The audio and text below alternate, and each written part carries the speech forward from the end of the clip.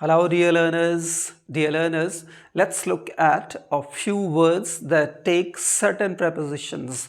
आइए हम कुछ वर्ड्स को देखें जो certain prepositions ही लेते हैं और इन वर्ड्स के साथ साथ हम इन वर्ड्स के synonyms भी देखेंगे प्लस कुछ के antonyms भी देखते हैं. तो let's start without any further ado. देखिए वर्ड्स फॉलोड बाय prepositions. तो पहला देखते हैं हम subsist, survive, live. देखिए subsist वर्ड का मतलब होता है live on. जैसे कि कुछ जानवर या और सारे जानवर जो है भोजन पे जीवित रहते हैं या खाने पे जीवित रहते हैं, तो इसको इंग्लिश में हम क्या कहेंगे?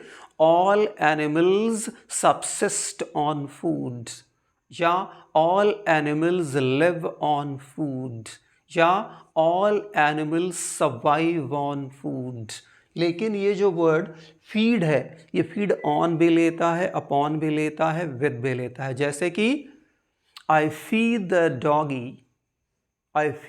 doggy on food, or I feed the doggy with food, or I feed the doggy with food. तो ये ध्यान देना है आपको, फीड ऑन भी लेगा, अपॉन भी लेगा, विद भी लेगा, जबकि सबसिस्ट, सर्वाइव, लिव ये ऑन लेंगे. नेक्स्ट देखिए अबाउंड इन या अबाउंड विद. ये ध्यान रखिएगा, अबाउंड इन या अबाउंड विद, इन सबका मतलब होता है रिच इन, प्रोलिफरेट या फ्लरिश इन. जैसे कि most of the jungles of our country abound in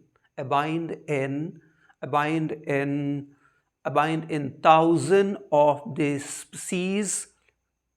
species of animals or living organism, or most of the jungles of our country abound with thousand species or species of animals. तो यहाँ पे देखिए abound in के साथ मैंने इसका preposition इनका synonym भी सीखा, जैसे कि प्रोलिफरेट, फ्लरिश. लेकिन इनका ऑपोजिट क्या हो जाएगा? इनका antonym lack, want, need, scarcity. Need को छोड़ के लैक हुआ या वांट हुआ या स्कैरसिटी हुआ, ये भी ऑफ प्रेपोजिशन लेता है. जैसे कि you have a lack of confidence, और there was lack of water in that village. There was lack of water in that village. तो लैक हुआ या वांट हुआ या स्कैरसिटी. जैसे कि there is scarcity of food in her house. उसके घर में खाने का अभाव है, तो क्या होगा? There is want of food और स्कैरसिटी ऑफ फूड और lack of food in her house. एक चीज़ और ध्यान रखिए कि preposition को हम preposition पढ़ते हैं, ना कि preposition. और ज़्यादा लोग डियर लर्नर्स इसको preposition पढ़ते हैं. That is absolutely wrong.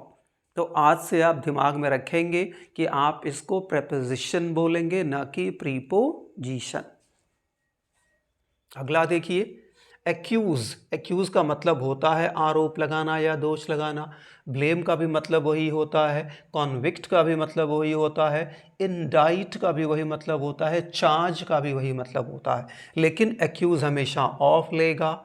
Blame for, convict of, indict for, charge with. जैसे कि I am accused of murdering, I am accused of stealing, or I am charged with stealing, or I am convicted for committing that crime, or this I am indicted for possessing illegal arms. Convicted, she was convicted of committing crime. तो convict of, accuse of, indict for, इसे indict पढ़ते हैं, ध्यान रखिएगा, indict नहीं, charge with. अब देखिए अगला thankful, oblige, indebted to. इसे indebted पढ़ते हैं, ना कि indebted. तो देखिए thankful, oblige, indebted, ये तीनों टू प्रेपोजिशन लेते हैं और इस वर्ड का मतलब होता है किसी का एहसानमंद होना। जैसे कि कहना होगा कि मैं आपका एहसानमंद हूँ, तो मैं क्या कहूँगा? I am thankful to you, या I am obliged to you, or I am indebted to you for your help. Next देखिए, consist, consist हमेशा ऑफ लेगा। consist का मतलब क्या होता है? इंक्लूड या कंप्राइज। लेकिन ये ध्यान रखना आपको, consist तो ऑफ लेगा, लेकिन इंक्लूड और कंप्राइज लिखा है नो प्रेपोजिशन। इंक्लूड और कंप्राइज कोई प्रेपोजिशन नहीं लेते हैं। जैसे कहना होगा कि इस कविता में 10 लाइन है, तो आप क्या कहेंगे? This pome is कॉन्सिस्टेड of 10 lines. लेकिन कहना होगा कि जो है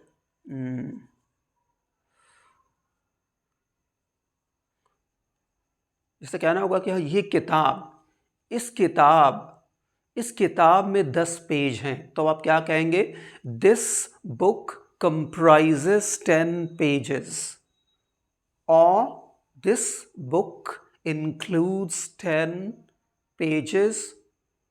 तो comprise कोई preposition नहीं, include कोई preposition नहीं, whereas consist of। नेक्स्ट देख लीजिए, that is convert to लेगा। जैसे कि कमला दास converted to Islam in the year 1999।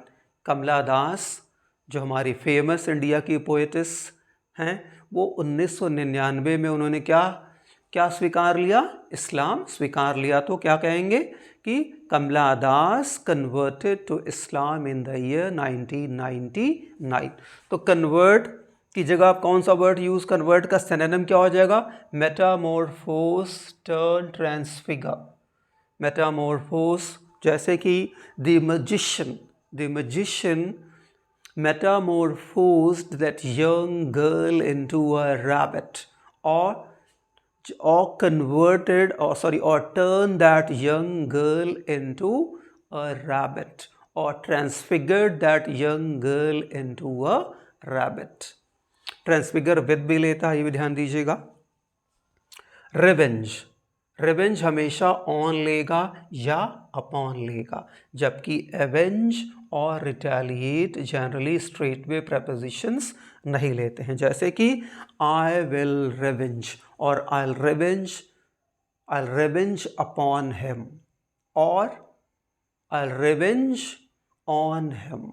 She will avenge the death of her father, or she will retaliate for that crime।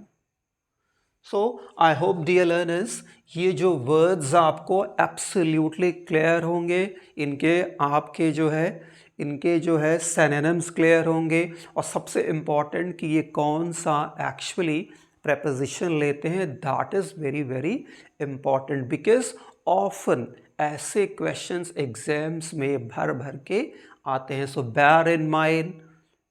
Thank you for watching।